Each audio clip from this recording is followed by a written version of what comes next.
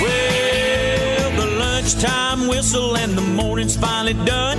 I'm jumping in my car, I'm gonna have a little fun. The Doghouse Network's on my radio dial. Big Dog's taking care of business for a while. If you're listening to another station I don't understand, 'cause nobody does it like Thom Abraham. Give us a call, Steve. He's a northern-bred, southern-fed, slick-talking guy. Listeners in his posse are the junkyard dogs. The SEC from Tennessee to calling them hogs. From Gainesville up to Lexington to the Titan Tiger Land, nobody does it like Thom Abraham. I guess I'm on here. Am I on? Can somebody respond?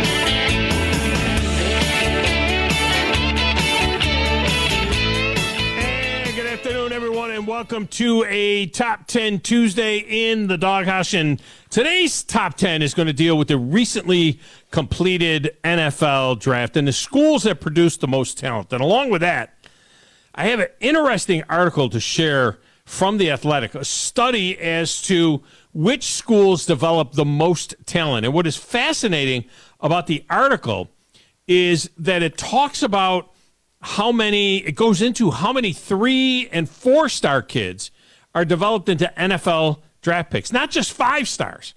You get the 5 stars, yeah, but we know Alabama gets more 5 stars than anybody else. There are a lot of 5 stars at Clemson. There are a lot of 5 stars at Georgia and Ohio State. We get that. And we just assume that if a kid is a 5-star recruit, that 3 years later he's going to be drafted into the league. The reality is, only about 65% of 5-star recruits get drafted. So 35% of these guys that are studs, just studs coming out, can't miss guys. 35%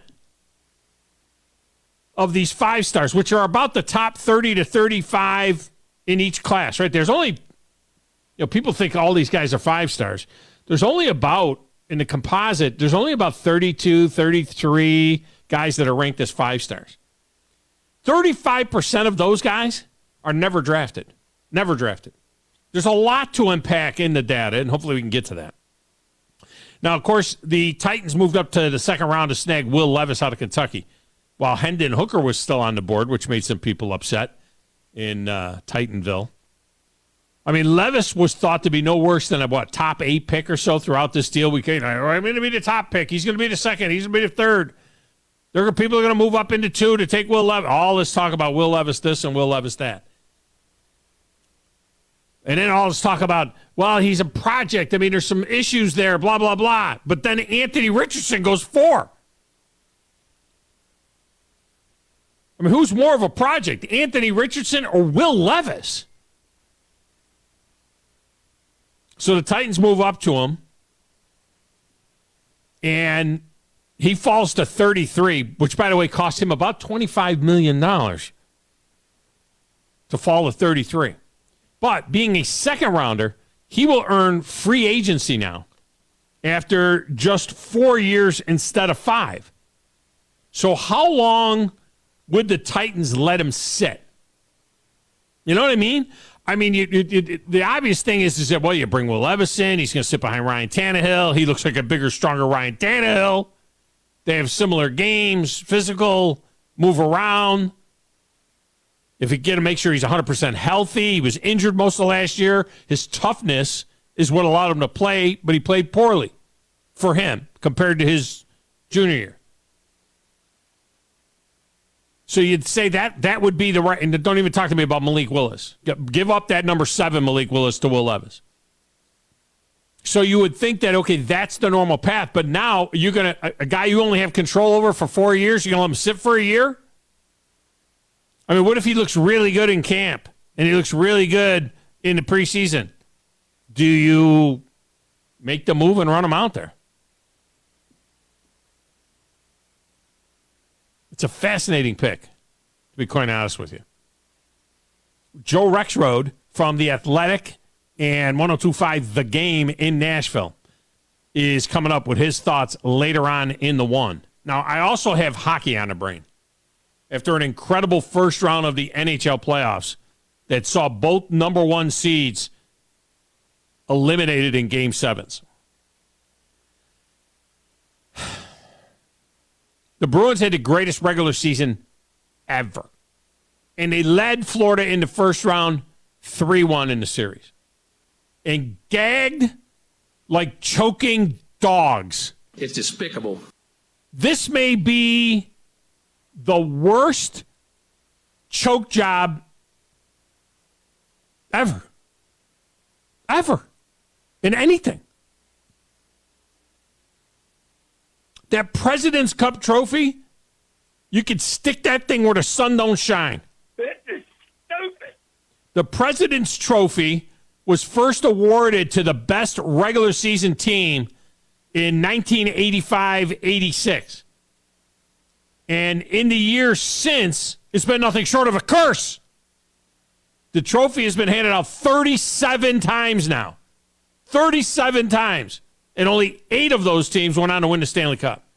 37 times the best team. Remember, in that soccer league over there in Europe, the Premiership or whatever they call it, the Premier League, you win the regular season, you're the champion. You win the regular, they don't have no playoffs over there. You win the regular season, you're the champion. I'm not saying I would prefer that. All I'm saying is here's 37 times. And only 8 of those teams have won the Stanley Cup. The last one being, 10 years ago? 2013 Chicago Blackhawks?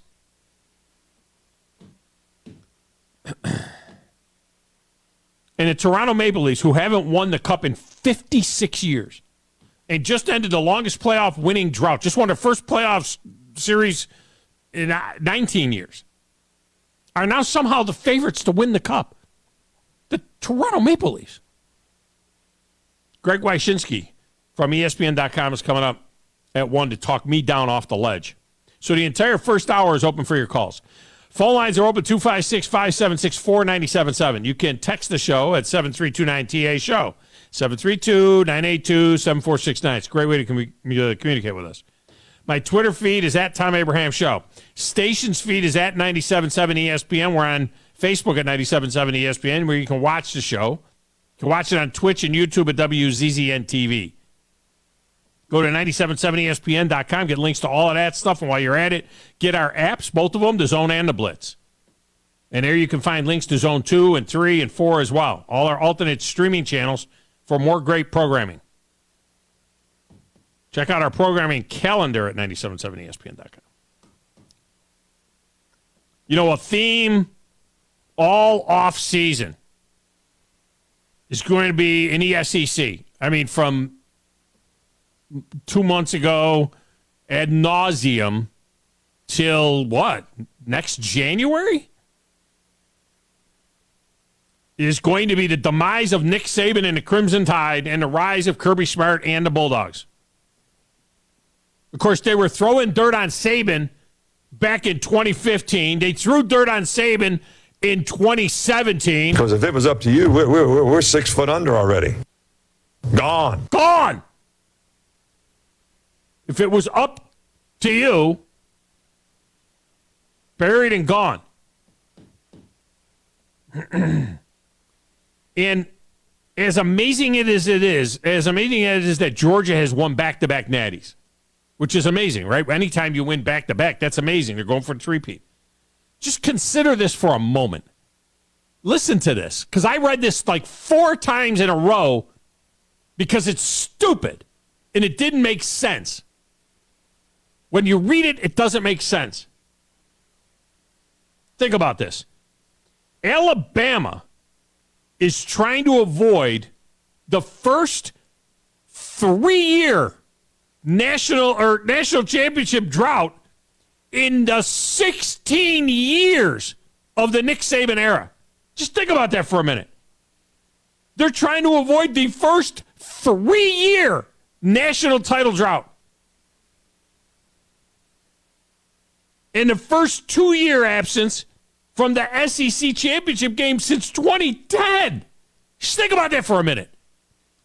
Think about that. We're burying these people because they might go 3 years without winning a national championship. And as much of the speculation that surrounds the quarterback situation in Tuscaloosa, because, it seems obvious that there's no Heisman candidate there. For the first time in 8 years, they don't have a quarterback that's a Heisman Trophy candidate. But didn't Georgia just win 2 national championships with a 5'10" walk-on quarterback? With a great defense, a team that doesn't shoot itself in the foot, a team that can run the ball at will. When they want to run the ball, they can impose their will on you, and gets timely passing off of play action. Pound, play action, tight end down the zipper. Pound, play action, 18-yard out to a wide receiver. With a 5'10" walk-on quarterback that's 35 years old. Oh, but Alabama's done. They're done. They're done. Look at their quarterback situation. They're done. They don't have a 60-year walk-on quarterback. How could he possibly win?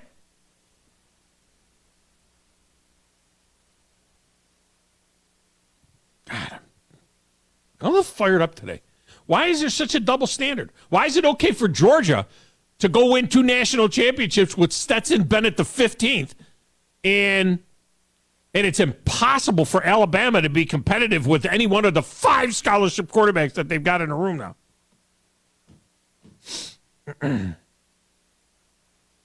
See, this stuff has been bubbling up. I had a rotten tournament on Saturday, and it's been bubbling up. And then the Knicks lost to the Heat, and the Bruins lost, and the Yankees haven't won a game since I've been on the air. They've lost 8 out of the last 10 games. All my teams suck.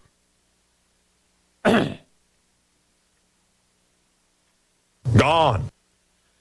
I got to calm down. Over there in that little glass room with the slanted ceilings, playing the Play Doesn't Matter in the stacks of wax, keeping us on the air, and maybe a little bit worried about my heart. It's DJ Grizzly Grin. Who in the blue hell are you? What is your name? It doesn't matter what your name is. I'm the producer of this show. If I didn't step up, you're nowhere. I put this thing together out of spit and polish. I think this is one of the traits of a really good producer. Keep the talent happy. I'm all jacked up on Mountain Dew. That Tom? Hey, Tom. Testosterone high today. Testosterone, whatever the f*** it is. It really doesn't matter what you think. All right? It really doesn't matter what you say. Any of you play sports? All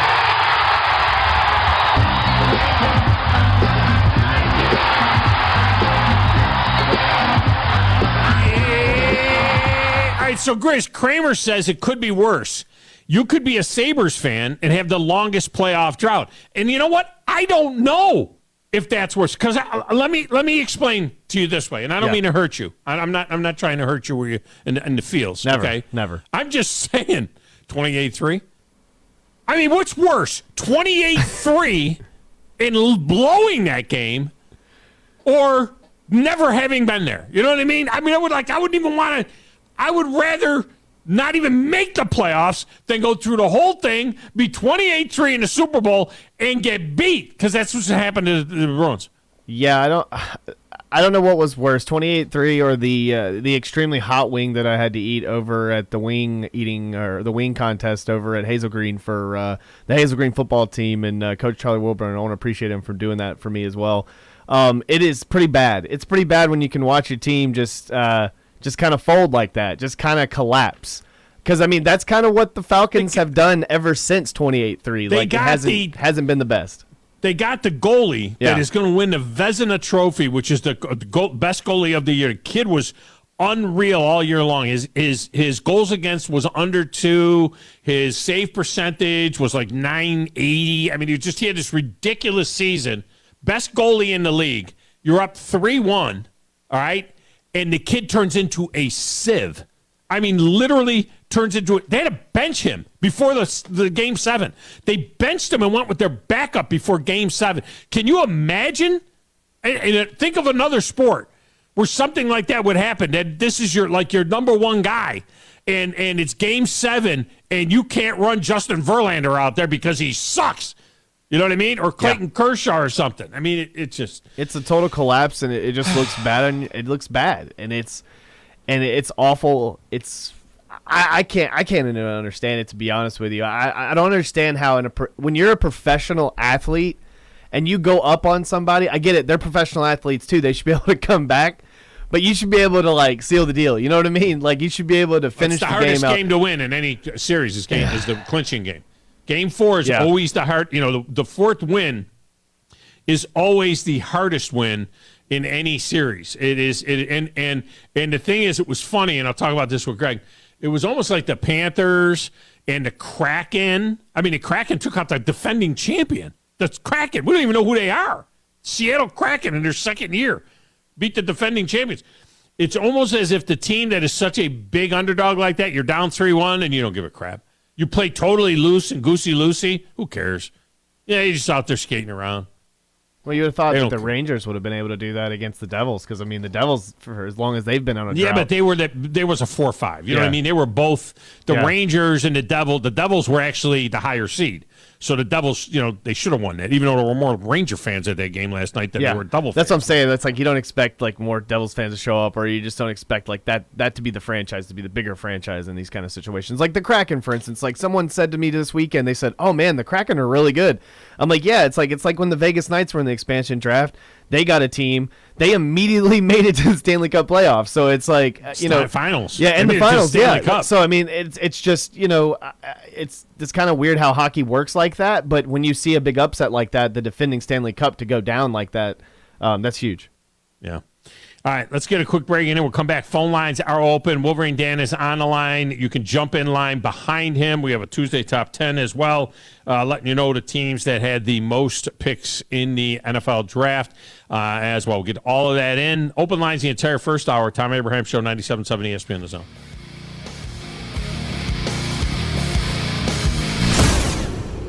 My friend and I are taking a trip to Mexico this year, but neither of us speak Spanish. So we downloaded Babbel and started learning Spanish fast. Want to start getting conversational in another language? In as little as 3 weeks, Babbel's quick 10-minute lessons were designed by language experts to be the most efficient and effective way to learn a new language. ¿Cómo te llamas? ¿Cómo te llamas?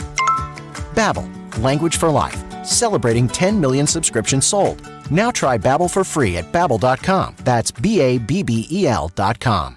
The kitchen is the heart of any home. It's where the family gathers. It's where kids discover old recipes and make them their own. Just starting out or just now getting started on the dream kitchen you've always wanted? I'm Chris Haygood, and from all of us here at Bob Wallace Appliance to the home builders and the homeowners of the Huntsville area, a heartfelt thank you for buying local. We're in Huntsville, Florence, and Coleman, and online at bobwallaceappliance.com. Gunner's Landing is one of the Tennessee Valley's finest golf experiences. Just 35 minutes from downtown Huntsville, Gunner's Landing's 18-hole championship jewel is open to the public 7 days a week. Located in the foothills of the Appalachian Mountains, Gunner's Landing offers you a golf experience like no other. With beautiful Lake Gunnersville views throughout the round, Gunner's Landing is golf the way nature intended. Gunner's Landing's club repair shop offers a full range of services, including re-gripping and adjusting the lofts and lies of your clubs, even putters. Since the work is done in-house, your clubs will be returned to you in a timely manner. Unmatched in the North Alabama area, it is Gunner's Landing. Schedule your tee time today at gunnerslanding.com. That's gunnerslanding.com. When you call most roofing companies, all you'll hear is, you need a new roof. Not when you call Fleming. At Fleming Roofing and Restoration, we're focused on your needs, whether it's an easy repair or a full roof replacement. Folks around here have trusted Fleming since 1965 for all their residential and commercial roofing needs. And as the area's storm damage experts, Fleming knows all the ins and outs of the insurance claims process. Log on FlemingHSV.com to schedule your free estimate today. Fleming Roofing and Restoration. We show up.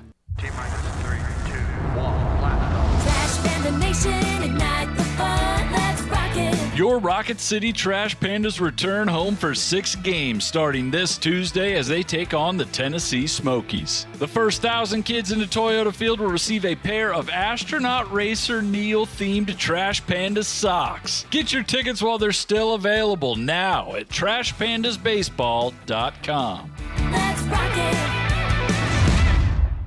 Tom Luganbill here for my friends at Woody Anderson Ford. Bobby White and his team take great pride in their service department, and you can see it the moment you walk into those beautiful new service lanes. And just like a championship team, they all work together to make sure your experience is second to none, whether you drive a Ford or not. Also, check out the gold certified pre-owned inventory at Woody Anderson Ford for great deals every day. Stop by and see them at Jordan and Sparkman or at Woody Anderson of Madison on Hughes Road, or visit WoodyAndersonFord.com. From the Fox 54 Weather Center, I'm Chief Meteorologist Jordan Dressman. A beautiful Tuesday afternoon across North Alabama, southern Middle Tennessee. Plenty of sunshine, but temperatures are going to be well below where they should be in early May. Highs only climbing into the mid and upper 60s. Dropping into the low and mid 40s as we head into the overnight. A mostly sunny sky once again for your Wednesday, but again, temperatures only climbing into the mid and upper 60s, dropping into the mid 40s through the overnight. A partly sunny sky for your Thursday. We're finally going to begin to climb a little bit, still below average, but at least we're climbing into the low 70s. I'm Chief Meteorologist Jordan Dressman on your home for ESPN Radio, 97.7 ESPN The Zone. The Drive with Wes Neighbors and Steve Moulton. Listen weekday afternoons starting at 5 on 97.7 ESPN The Zone. It's perfect.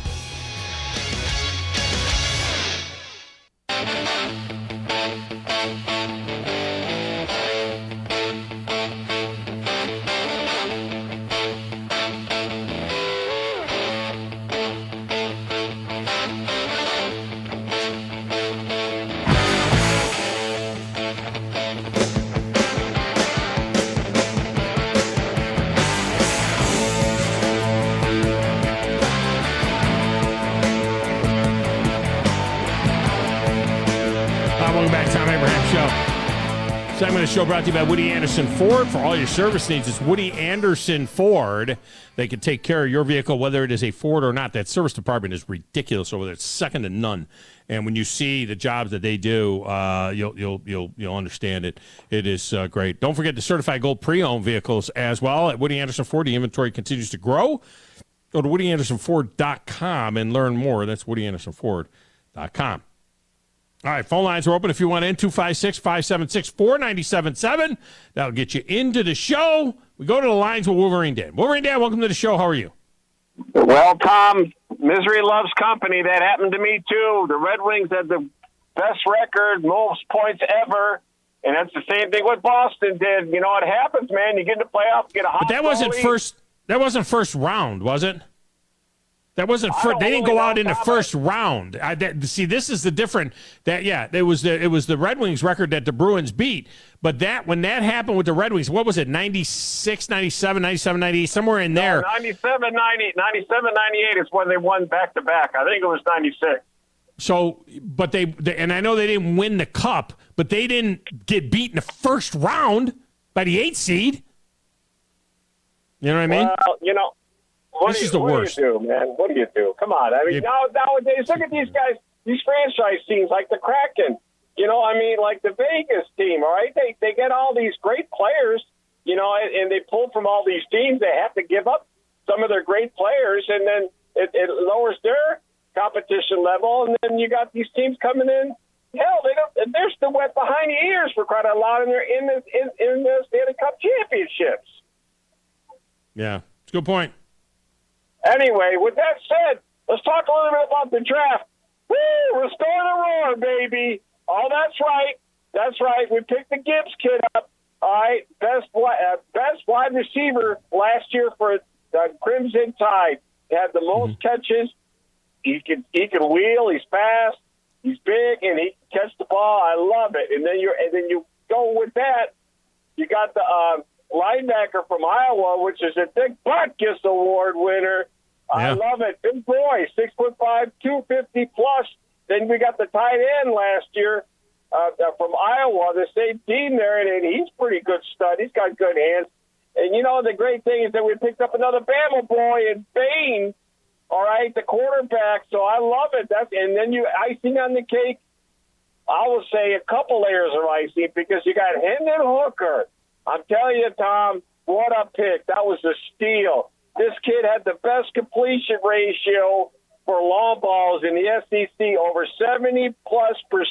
That's 7 out of 10 every time he touched the ball. Yeah, don't get too crazy about that. They run an offense that won't work in the NFL, so that's part of that. But it is an excellent pick because you have a quarterback in place right now, and Hendon Hooker's not ready to go. He's probably not ready to do anything this year with the leg injury. He's got to get 100%. So you've got time to wait on Hendon Hooker. The only thing is he is 25 years old. So you're waiting, but what if if Jared Goff wasn't bad last year, and if he continues to play really good football, then who knows? Hendon Hooker might be a project guy down the road, but at where he was drafted, that's a pretty good value. And Jahmyr Gibbs allowed you to get rid of DeAndre Swift, gets traded because you get Jahmyr Gibbs in there, and we'll see what kind of an improvement that is. Swift was also very, very good at Georgia, and he goes to the Georgia Eagles, where all of the other kids, all the other teams are. Well, that's all right. You can keep that big boy Carter. I think he's a basket case mentally. I mean, the guy don't want to practice. I know he's a stud and everything, but you know what? If you don't got the heart in it, you tell that to Tommy Hearns. You know who that is? Tommy Hearns. He wasn't the greatest boxer, but he had a heart, man, and he could fight. I'm telling you, Tom, we got a couple road graders, too. The Lions did a couple offense and defense road graders, and then Nixon, a wide receiver. I like where we're going. Campbell, and it was good to see the owner, even though I could barely find her because she's only like 4'5", about as tall as Bam and Zach. And you got all these big, like the coach for the Campbell for the Lions and all these other big guys in the war room. And there's the owner, a little lady, okay? But that little lady is really getting this team shaped up, Tom. I'm telling you, I'm going back there in August. I might double dip. I might put some more key-ish on the Lions to win their division. Well, you won't get them at real long odds. I mean, the Lions will be, dare I say, favored to win that division. It's going to be really close between the Lions and the Vikings. It's going to be really close to see, how close to being favored they are if they're not favored. Give me a sleeper, Tom. Give me a sleeper. Who do you see? Who do you see? A sleeper in the NFL? Carolina Panthers. Okay. I think the Falcons might not be a bad sleeper pick. One or the two of those will rise up and maybe have a 11-win season or something like that. If you're looking for sleeper, okay. All right. Yeah, I think those are two that I would think off the top of my head. Yeah, I'd have to think about it a little bit more. All right, my man. Listen, it's been wonderful. So I'm excited. Yeah, and Thursday we're going to go out and hit the sticks again. You got to stop playing, brother. Yeah, I was going to go hit some balls last night. I'm waiting for my son to deliver my irons back to me. And I think Thursday or Friday I'm going to try and go hit some balls in preparation of playing in the Buckhorn Quarterback Club tournament on Saturday at Colonial. Have you ever played Colonial? Yeah. It's nice. The greens are nice. Decent the greens are nice. Is it? Okay. Yeah. How do you get in that tournament? I need to get in that tournament. Unfortunately, it is closed out now, but yeah, you could have got in it. It's only $100 a man, and we're supporting them. Buckhorn support. They're on our air. I would have. Hey, listen, before I hang up, you know what you need to say to your son that's got your clubs? You know what you need to say? You ready? Yeah. Give me back my clubs. Give me back my clubs. All right, see ya. Appreciate you. You'd rather have mine than his. Exactly. He's excited about his Crimson Lions. See, these other 8-over-1s. 8-over-1 happens all the time in the NHL play. That happens. Yeah. There was 1 year, Grizz, not that many years ago, I want to say 4, 5, 6 years ago, something like that, where in the Western Conference, 5, 6, 7, 8 all beat 1, 2, 3, 4, where all of them were upset. But it's not the President's Cup team getting upset 8-1. You know what I mean? It's just a one seed getting upset, like when Pittsburgh got dumped or the New Jersey got dumped or whatever. They were the 1 seed, but they were the President's Cup. I mean, this is a President's Cup team getting dumped. You know, I mean, now it has happened.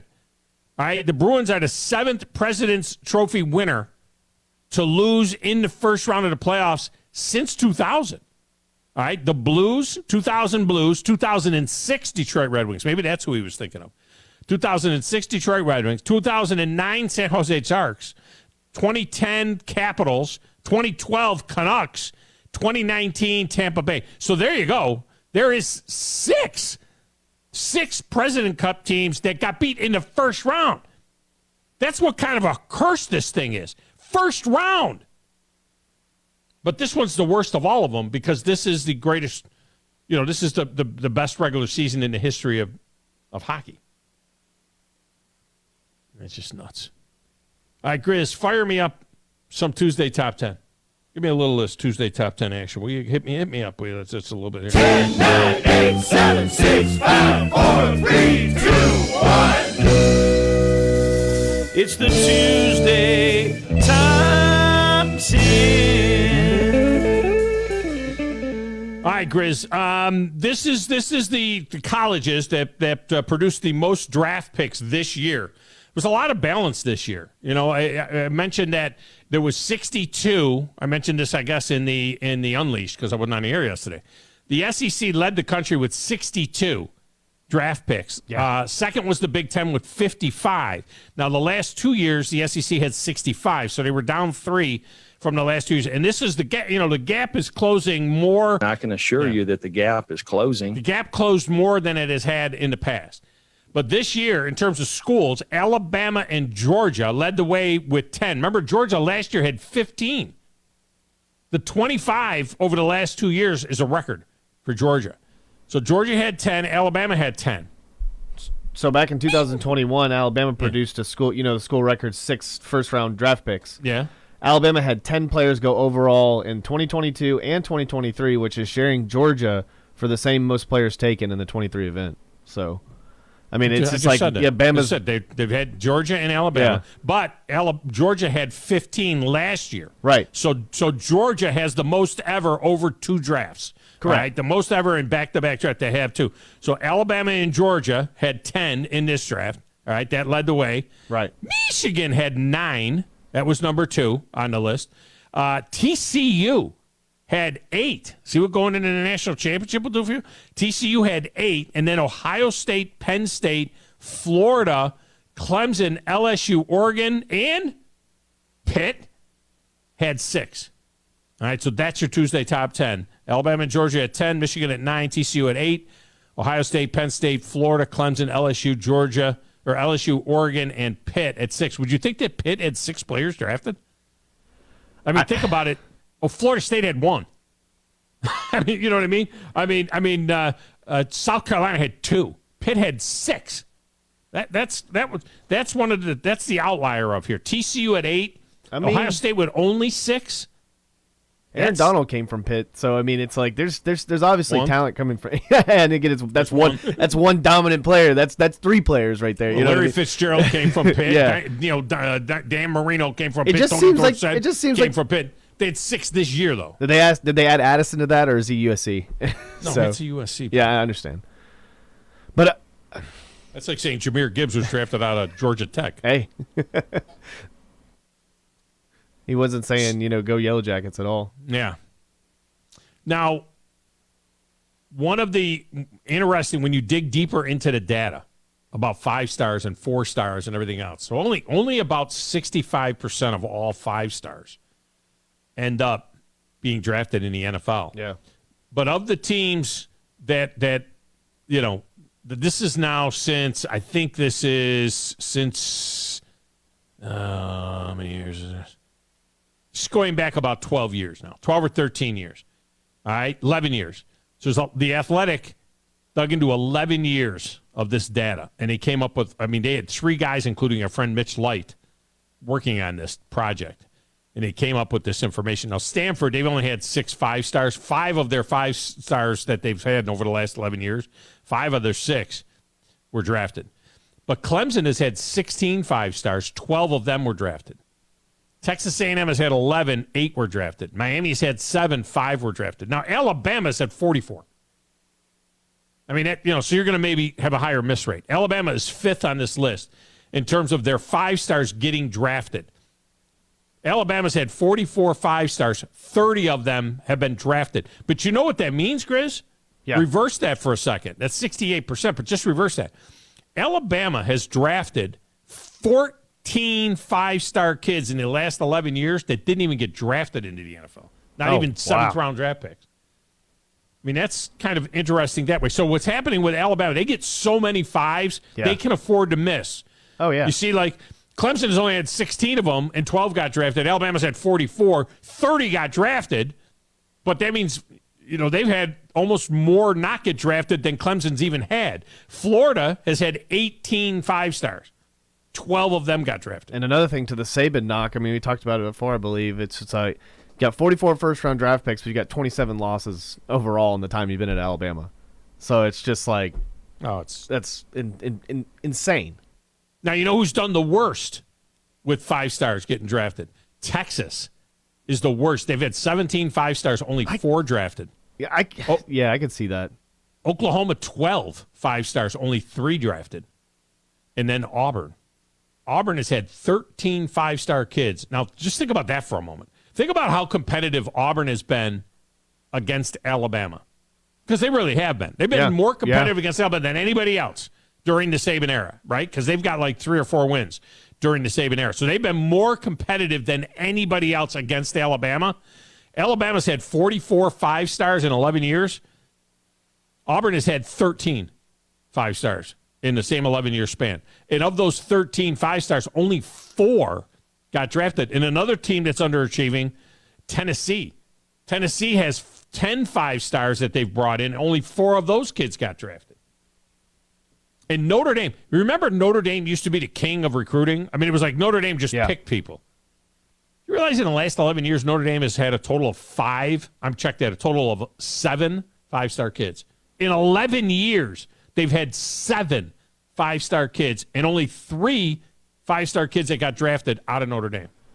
You ever think that a lot of times with back kind of how it used to be, where certain schools were only on TV in certain regions, or were only like really talked about, or people would go to that school nowadays? Do you think that social media, NIL, all that stuff is impacted to the point where it's just like players are constantly like going somewhere else because it's like Alabama, for instance, it's always on TV, right? I mean, I remember a time where you had to get it on pay-per-view. You know what I mean? There's plenty of people that remember that. Almost everybody is always. I mean, now there's 30 games every week. And the idea of NIL was supposed to spread the wealth a little bit, and maybe it is, maybe it's not. But I think the bigger thing, to your point, is that more kids seem to travel to play now than ever before. Yeah. It used to be, schools recruited within 100 miles. You know what I mean? It used to be that Alabama was loaded with Alabama kids. Half of their draft class would be from Alabama, but the rest are from all over the country. Tennessee has always, recruited nationally because they felt like there wasn't enough kids in the state of Tennessee. But it used to be like everybody on Texas and Texas A&M were Texas kids. Everybody on Miami, Florida, and Florida State were Florida kids. You know what I mean? It was, maybe a Georgia kid here and there. That's how it used to be. It's not that way anymore. I think now it's a national thing. Is there more of a rule where you have to have a certain number of kids from said state, or does it have? Is it like? Is it fair? Yeah, because that's how they do it, kind of in. Over there in Europe for soccer, is like you have to have a certain number of nationalities on your roster. Like you can't just have like one set of, like you can't just go out and get all the best nationality talking about players. National teams, or you're talking about premier teams? Premier teams, where it's just like you can't get the best, like you can't go out and get like all the players from, like you have to at least have some players from, like if it's a Spanish team, you have to have some teams from Spain, like you have to have some guys from Spain, basically. Yeah, but in the Premier League, which is all England, right, all Great Britain. But there has to be, but some of their roster has to be from England. Every team has to have somebody from England. Yeah. So like if you're looking at like the CFL is that way. Yeah. The CFL limits the number of Americans you can have on their team. So do you think college football would be impacted if you had to do that? Like half your roster has to be from Alabama. Yeah, I would think that. It would be unfair because the state sizes are so different. I mean, you look at. Yeah, you're right. There's, but the athlete number is in Texas. There's 5 million people in the state of Alabama.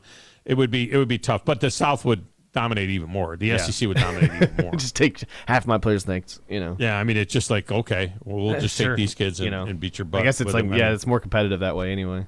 Yeah. Fair game. 4 stars. I think this is interesting as well. the development of a 4-star player into an NFL draft pick, it's about 25%. So, think about 4 stars. You get excited when your school gets a 4-star, right? I mean, that's a pretty good thing, a 4-star. That's not a slouch. But only about 25, 30% at most. About 25% of 4 stars actually end up getting drafted. Ohio State has signed 149 4-stars in the last 11 years. 33% of those ended up getting drafted. Alabama has signed 170 4-stars. 52 have been drafted. The best school at putting a 4-star in the NFL is Baylor. Baylor has had 29 4-stars, and 11 of those have been drafted. So 38% is the high watermark on a 4-star getting drafted. Now, again, at the bottom of that list, how about Tennessee? You want to talk about the problems that Tennessee has had for the last 10, 11 years on how it goes directly to coaching? Tennessee has signed 105 4-star kids. 105 4-star kids over 11 years. Oh, that's almost 10 per year, right? They've had 10 of them drafted. 10. 9.5%. 10. Nebraska has had 67 4-stars. 3 ended up getting drafted. So if you're a recruit, if you're a 4-star recruit, you're scared to death to go to Nebraska or Tennessee or Michigan State or Texas. Because if you go there as a 4-star, you only got a 10% chance of making it to the NFL. Or even less, if it's Nebraska, you got a 4.5% chance of making it to the NFL. I mean, that's kind of, to me, is interesting. And then the development of a kid. What's the number one thing? Taking a 3-star kid, right? Remember, D'Amico Ryans, by the way, was a 2-star. But taking a 3-star kid and developing him to the point where he gets drafted. Ohio State's the best at that. Actually, Ohio State, LSU, and Alabama are all tied at that with 20%. 20% of the kids that go to Ohio State, LSU, or Alabama as a 3-star end up still getting drafted into the NFL. So if you're a kid and you're trying to determine where I want to go to school, by the way, Georgia, notice they're not on any of these lists. Now, of course, the Kirby era is not 11 years long, but, the guy before him didn't suck, Mark Richt. But if you are a 3-star, a 4-star, a 5-star, Alabama is number 5 in sending 5-stars to the NFL, number 3 in sending 4 stars to the NFL, and number 3 in sending 3-stars to the NFL. They're the only ones that's in the top 5 of all of those. So if you're a kid, this is the data that these recruiters use when they're talking to a high school kid. Like, yeah, you're a 3-star, but you come here, you got a 20% chance of making it into the NFL. It's a fascinating study. And the one that confused me, if you go look at the draft, Tyree Wilson was the highest ranked. He was a 3-star that got drafted 7th overall. Because it was 5, 5, 5, 4. A huge year. Yeah, and then Devon Weatherspoon, I don't even think he was ranked at Illinois. Might not have been. Yeah. Yeah, you always get those kids. Yeah. Like I said, D'Amico Ryans was a 2-star. Came in All-American. And you got to give credit there. Hey, what about Josh Jacobs? What was Josh Jacobs coming out of Tulsa?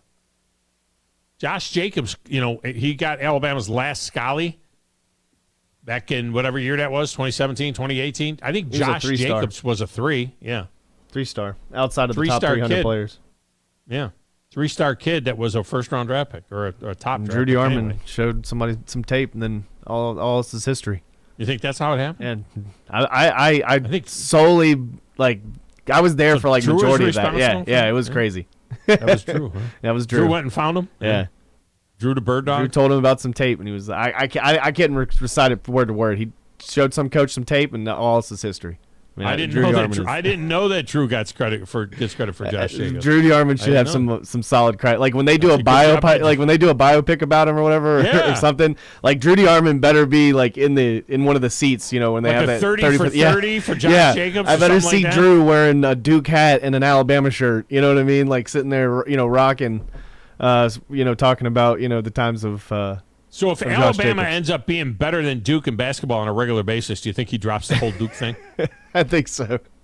No, he's always been a big fan, man. He talks about it all the time, man. Yeah, because they've been winning his whole life. I mean, I'm just saying, when the time comes now that Duke doesn't have the Coach K anymore, if Alabama, as long as they keep Nate Oates around there and don't sign any criminals or anything like that, if Alabama is consistently a top 15 team now and higher ranked than Duke, which could happen, right? I mean, Duke could fall off the face of the earth now.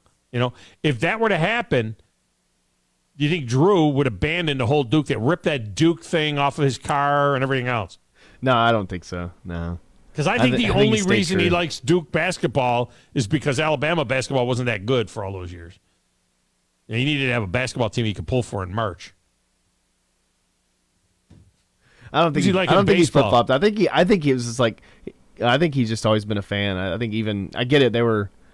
I think he like talks about, because I think when he watched them, they still weren't that great. But is he a LSU baseball fan? Were you betting on that game? Is that why they got called off? Oh my gosh! What the heck is up with that? That is some weird stuff right there. What is up with that story? And I don't. And I. Does anybody know? I mean, I know it's just all speculation. Somebody's going to say, "Oh yeah, somebody's shaving." I don't. Look, they got swept. All right. I don't know what happened. What we're talking about, in case you don't know. Ohio gambling regulators yesterday instructed the state's licensed sports books to halt betting on any college baseball game that involves Alabama after suspicious wagering activity was detected in the Crimson Tide's game against LSU on Friday. What? The pitcher didn't pitch because he had a bad back, right? So they couldn't use their number one pitcher because he had a bad back, I guess. He was sore back. They went down 8-1 in the game. I think they came back. They came back and they ended up losing like 8-6. But what is the suspicious activity that caused this U.S. Integrity, which is a U.S. Las Vegas-based firm that monitors the betting markets? They issued an alert to sportsbook clients regarding suspicious wagering activity involving Alabama LSU. All right, first of all, how many people are betting on college baseball? I mean, I guess that's a thing. That's a huge thing, man. I guess it's a big thing. People are losing houses over college baseball. So Alabama's playing the number one team in the country. I don't understand it. So Sportsbook FanDuel removed Alabama baseball games from its betting menu in all jurisdictions as a precautionary measure. My gosh. First the basketball thing, and now you got to remove. They're not removing LSU. They removed Alabama. FanDuel removed Alabama games from its betting everywhere in the country, not just in Ohio. After the Ohio Casino Control Commission said, stop taking action on Alabama baseball games. So what happened? It's Jessica Franks, Director of Communications for the Ohio Casino Control Commission, otherwise known as the OCCC, said that the suspicious wagering activity took place at the BetMGM Sportsbook that's located at Great American Ballpark in Cincinnati. Oh, wow. This is nothing. This is just Pete. We're talking about 25 years. This is Pete Rose. That's all this is. That's a quarter of a century. That's all, Pete. That's a long time. We're talking about Pete Rose. I mean, Pete Rose. He thought it was a football game. He thought it was the wrong time. He was like LSU, Alabama. Give me Alabama and I'll lay the runs. I don't know. They got like the bat boy going out there and taking everybody's phones, and like when you go over the border, you can go play FanDuel or whatever you can do, or whatever the betting ones that you can do. Where you could just go over the border, and as long as you're over the border, you can play. And I guess if some of these guys were over the border, maybe they I don't think that was. Franks declined to provide additional details. Let's not speculate now. We don't know. We're casting aspersions. We're just saying. Franks declined to provide additional details about the suspicious wagering, but said that the specificity of information the OCCC received from one of its certified independent integrity monitors was, quote, enough to prohibit all wagers on Alabama baseball, close quote. What the heck's going on? That's crazy. I mean, the game was in Baton Rouge. The whole series was in Baton Rouge. the Tigers were minus 245. So you had to bet $245 to make 100. So they were minus 2. So and now Alabama will play Vandy this weekend. The only thing, if it's just Alabama, this is, I'm just speculating. I just want to speculate. The only thing that could be is that they had evidence that some Alabama players maybe bet on LSU. And then the pitcher didn't pitch. The number one pitcher didn't pitch to make it even worse. I don't know. I don't know. I mean, a guy being a guy that's been around sports gambling business since I was, 6 years old. The only thing I can think is that somehow Alabama, somebody associated with Alabama, would have placed a bet on LSU. The pitcher doesn't pitch. Their number one pitcher doesn't go. But he did have. But that's all speculation. Now, let's get a break. We'll come back, wrap up hour number one next. 97.7 ESPN The Zone.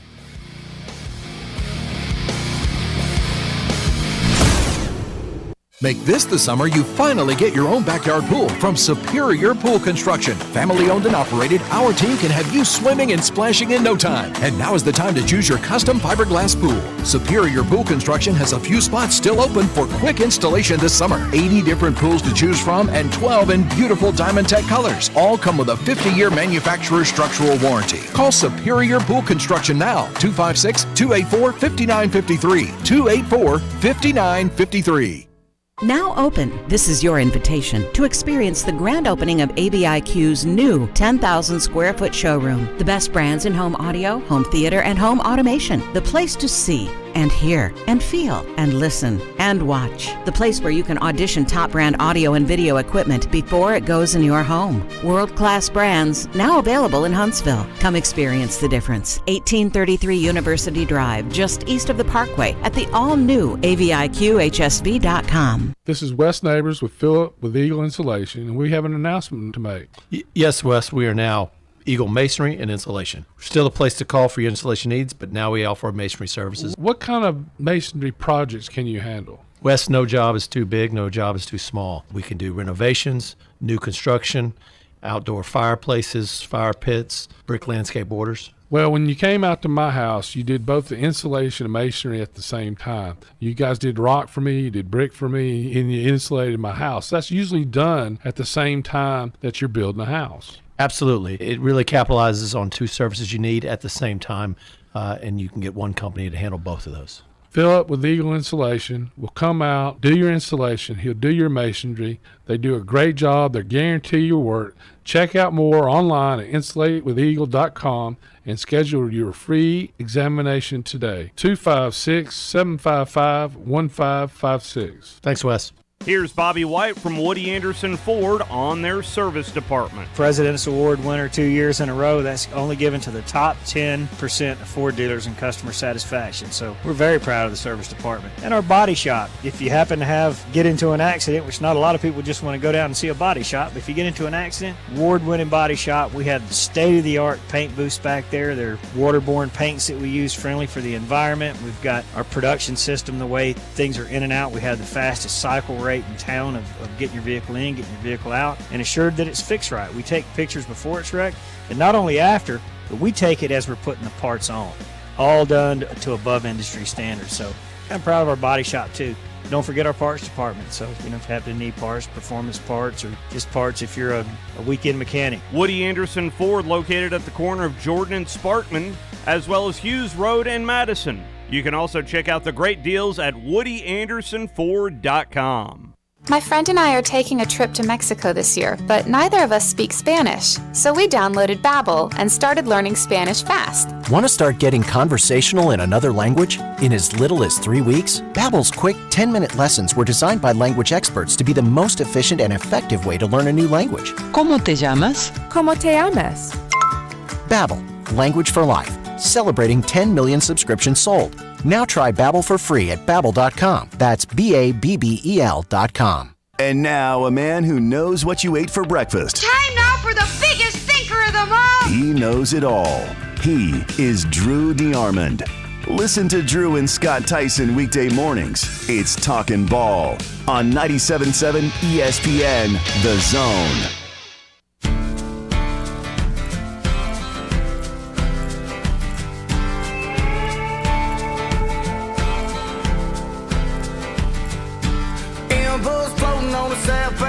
Somewhere between heaven and the tall pine trees.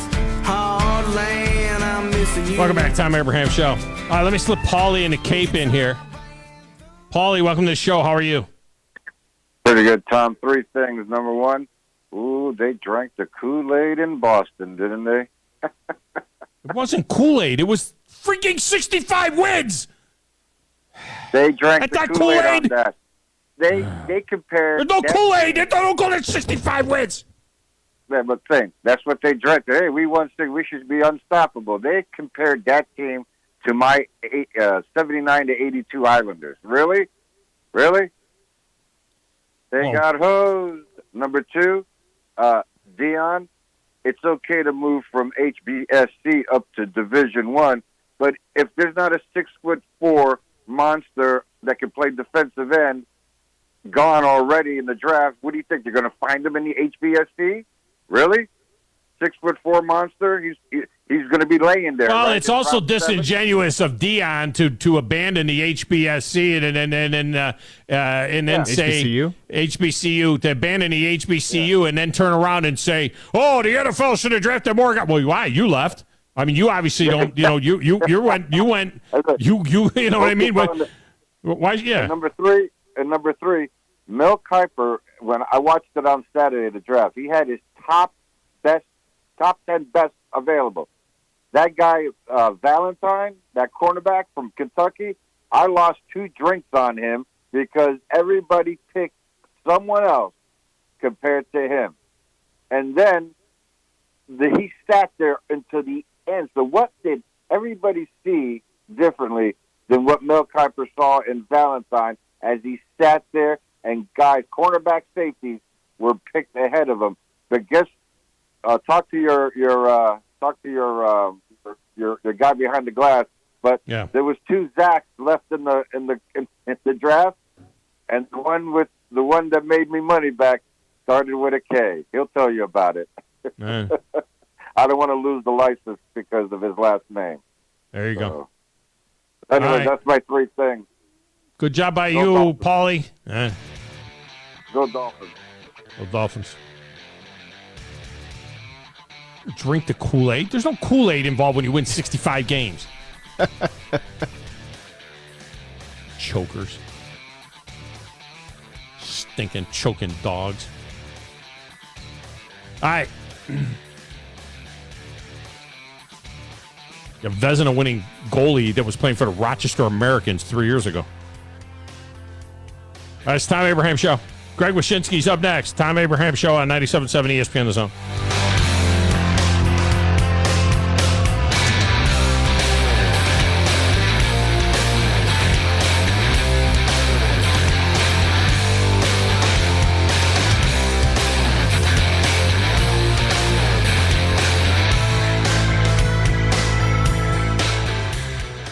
I'm Olympic gold medalist Rowdy Gaines, and I'm recommending you register for the 40th Annual Alabama State Games, happening June 9th through June 11th in Birmingham. Athletes of all ages and abilities will participate in any of the 25 team or individual sports. Registered athletes have the opportunity to win up to $4,000 in academic scholarships to add to the over $335,000 already awarded. Registered at alagames.com. That's ALAGAMES.com. We love our pets, and when we need boarding or vet services, we want the best. That's why we chose Paradise Pet Resort and Spa. Everything our pets needed, all in one place. Boarding for both dogs and cats. Doggy daycare, grooming and spa services, web cameras, and top-notch vet care, too. It's a true Paradise Pet Resort for your furry friends, serving all of North Alabama. Find out everything you need to know and book services online at ParadisePetResortandSpa.com. Located in Madison, just off 565 at Wall Triana, behind Cracker Barrel. You've got to experience Toyotathon at Bill Penny Toyota. They've got the selection with over 700 new Toyotas to choose from. And they've got the extras with Bill Penny perks and a 10-year unlimited warranty. So get on over to Bill Penny Toyota today and experience Toyotathon. Bill Penny Toyota in Huntsville and online at BillPennyToyota.com. Bill Penny's Toyota 10-year unlimited warranty is valid through the 10th year of ownership. Valid on new vehicles only. See dealer for details. This is SportsCenter. I'm Christine Lisi. As he enters his first year as an NFL starting quarterback, Jordan Love and the Packers agreed on a one-year extension. According to ESPN's Adam Schefter, it's worth up to $22.5 million, includes $13.5 million fully guaranteed. The Suns leave Denver down 2-0 in the NBA's Western Conference Finals series, not knowing if they'll have point guard Chris Paul for Game 3 at home Friday. Paul left last night's loss with left groin tightness. He'll undergo more testing and evaluation today. If Paul's unable to play, Devin Booker likely handles some of the point guard responsibilities. Knicks and Heat meet in Game 2 tonight, 7 Eastern, ESPN Radio. Miami's Jimmy Butler and New York's Jalen Brunson and Julius Randle all questionable with ankle issues. Bryce Harper returns from Tommy John surgery to the Phillies lineup tonight. He'll DH against the Dodgers 10-10 on ESPN+.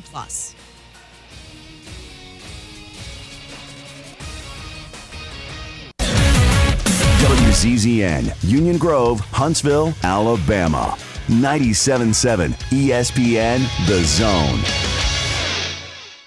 From the Fox 54 Weather Center, I'm Chief Meteorologist Jordan Dressman. A beautiful Tuesday afternoon across North Alabama, southern Middle Tennessee. Plenty of sunshine, but temperatures are going to be well below where they should be in early May. Highs only climbing into the mid and upper 60s. Dropping into the low and mid 40s as we head into the overnight. A mostly sunny sky once again for your Wednesday, but again, temperatures only climbing into the mid and upper 60s, dropping into the mid 40s through the overnight. A partly sunny sky for your Thursday. We're finally going to begin to climb a little bit, still below average, but at least we're climbing into the low 70s. I'm Chief Meteorologist Jordan Dressman on your home for ESPN Radio. 97.7 ESPN, The Zone. There's the phone and no one to answer. 256-576-4977. And as a result, we got many, many phone calls and letters. Give us a call on the Neighbors Wealth Management Hotline today. 97.7 ESPN, The Zone. You need to be more like a dog. Like what you guys are doing. You've got your fingertip on the pulse of your listeners. Guys know what they're talking about. Be a dog. God bless the show. You are the Messiah. We need more dogs. This is the best show on radio. The big dog, Thom Abraham, is here with you. Hey, I see you. I see you, dog. So settle in and get your bark on. That's my dog. Now live. Here he is, the big dog. Let's go, baby! Thom Abraham. How you doing? How you doing? How you doing? How you doing? How you doing? How you doing? How you doing? Look, I don't speak Spanish. I don't know how to say this, so I'm going to choose my words very carefully. I think you're a psycho. Do you know who I am? I mean, that guy sounds like El McPherson farting into Miles Davis' trumpet. I guess I'm on here. Am I on? Can somebody respond? Get off my I have to drag my Yankee ass out of here.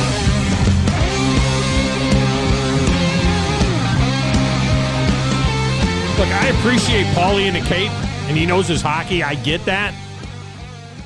But don't tell me that they drank the Kool-Aid in Boston. I don't want to hear that. I don't want to hear that from an Islanders fan that lives in Florida, okay? There was no Kool-Aid being drinking, all right? They're stinking, choking dogs. They were up 3-1. They won 65 games. All right, this isn't about Kool-Aid. You're losing the Stanley Cup final or something. This isn't Kool-Aid. All right, I'm fine. Take breath here. Joining us now, guy that is much happier than me because his New Jersey Devils have made it through to the second round. Greg Wyshynski. He is senior hockey writer for ESPN.com. Greg, welcome in. How are you? I was in Boston for Game 7, and I got to tell you, I have never heard an arena or a stadium as silent as I heard TD Garden. Not only that, I had never seen a team like the Bruins were that just stood there at their bench at the end of the game, not really knowing what to do. Do we leave? Do we stay? No. They had Patrice Bergeron at one point had to kind of like wave them to the middle of the rink to like salute the fans before they went back to their locker room. it was a scene that I'll never forget. It truly was one of the most stunning Game 7 moments I've ever seen. And I don't know, as a fan sitting at home, I don't know if the place would have erupted with the crazy elation type of thing if they had hung on to the 3-2 lead and won the game. Because I think that, because my feeling was like relief. They took the lead 3-2, and it's like, oh, just get through this thing and let's get on to Toronto. And there was no celebrating beating the number 8 team in the league when you're 65-win team. It was just like, just move on, for God's sakes. So I wonder what it would have been like. Like last night, even, like with New Jersey beating the Rangers, even though half of the fans are Ranger fans, it was still, there was this, roar of approval, for them moving on and stuff. I don't know if it would have been like that if Boston had won that game. So I think it would have been all right because, once Pasternak scored in the third period, that place was a party. They did the full-throated Dropkick Murphy sing-along of shipping up to Boston and stuff. It was pretty loud. And so I think it would have been, a sense of relief, a sense of survival, but also a sense that the coronation was continuing. Because honestly, I covered the first 2 games of that series too in Boston, and that was the vibe. It was very much just kind of like, this is the first step towards the cup we know we're going to win, right? Which is a weird vibe for any Boston team outside the Patriots to have, right? But that was the vibe, and so there would have been a sense of survival, but I also think there would have been a sense of celebration in that, okay, our journey to inevitability continues unfettered.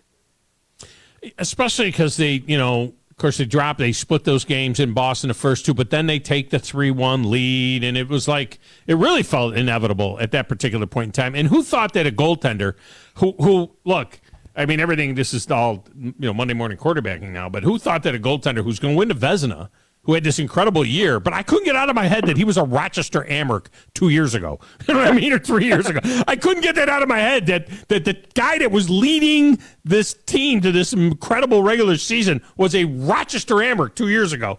And but that he would become a Civ, and that it was a tough decision to make. It was the right decision, I think, to go to Swayman. He gave up a soft goal, at least one soft goal in that deal. But it was like, I mean, that part of the story was amazing. And if they win that game, right, Allmark's back in goal in Game 1 tomorrow night against Toronto. It's not, I don't know.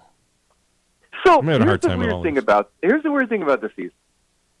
Before the season, there was a few questions about Boston, and they were, can they handle it with guys injured? What is the deal with Jim Montgomery, their new coach? Is he the right guy to replace Bruce Cassidy? Is their goaltending able to level up and be better than it was last season? And can they handle teams that aggressively forecheck because their defense core isn't that great or as good as their forward group? And what's kind of amazing, I wrote about this on ESPN.com this week, what's kind of amazing about the way they went out to Florida is that all of the concerns people had before the season that no one remembers because they set new records for wins and points in a season, all kind of happened in the playoffs. Montgomery did not coach a good series. The forecheck of the Panthers was the difference in the series. Look at the game-winning goal in Game 7. The goaltending ended up being a problem. Olmark wasn't good, and all of a sudden the management of that tandem went out the window, and you're sick and Swayman and Cold in Game 7.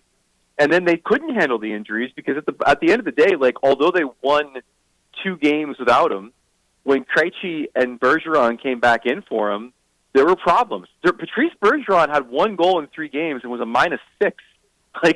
That's not Patrice Bergeron hockey. And then we come find out he's got a herniated disc in his back.